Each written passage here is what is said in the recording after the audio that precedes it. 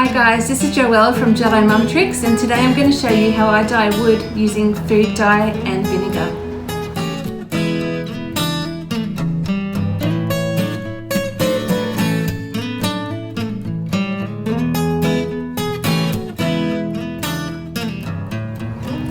So I use two different methods. One method is great for small pieces of wood and the other is great for larger pieces. I'll show you the larger pieces next, but first I'll show you what I do with smaller pieces.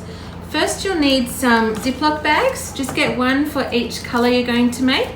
So I just use these, they're Queen food dyes. You just get them from Woolies or Coles, any supermarket. They're really easy. This is what they look like inside. Got little droppers, bottles, red, yellow, green and blue, and then I mix them to make the right colours. They've even got a formula on the back to the amount of drops that you need to make different colours, which is great.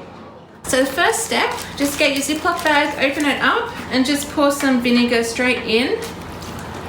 I don't really measure an amount, just a good amount in there, and then just get your colour. I'm doing red this time, and just drop some in. Just give it a good amount. Little mix, and then all you do is pop the wood straight into the Ziploc bag, close it up, mix it around so they're all covered, and then I'll just let them sit for a while. So I'm going to do all the colours now, and then I'll show you how they look later.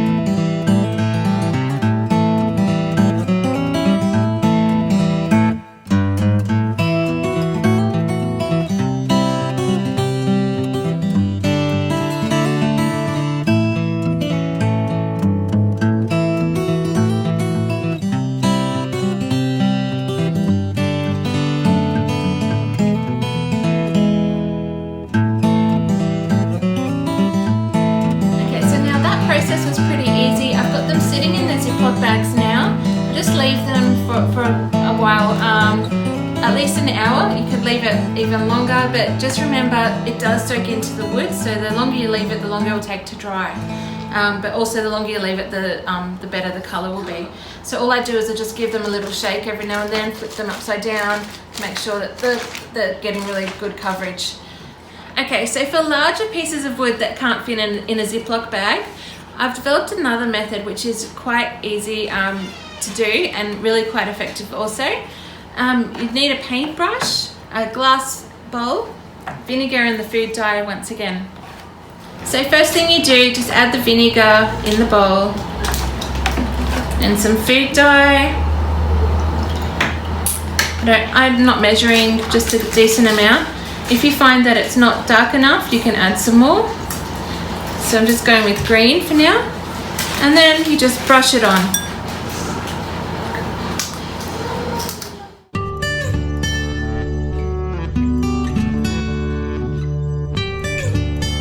Now the colour's a bit too light, so just add a bit more food dye if that happens, and try again for the next coat. I try to stay with the green, it just helps it go in more evenly and really soak in. I try to do at least 2 coats. It depends on the vibrancy you like. So here I'm on my 3rd coat. I think I'll add another one after this just to get it really vibrant. So the colour is nice and vibrant now. I might do one more coat because it does lighten a bit as it dries, but it's looking pretty good.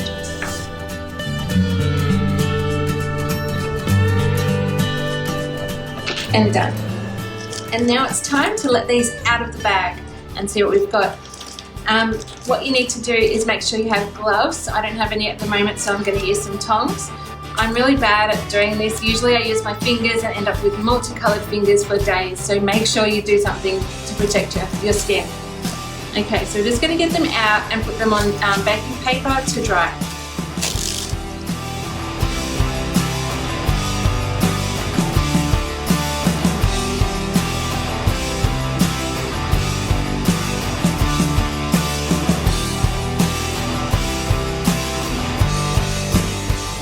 Now we're waiting for those to dry. I'm going to show you some I've prepared earlier.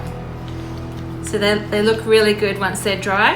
I haven't treated these with anything afterwards, but they just take on a really vibrant colour.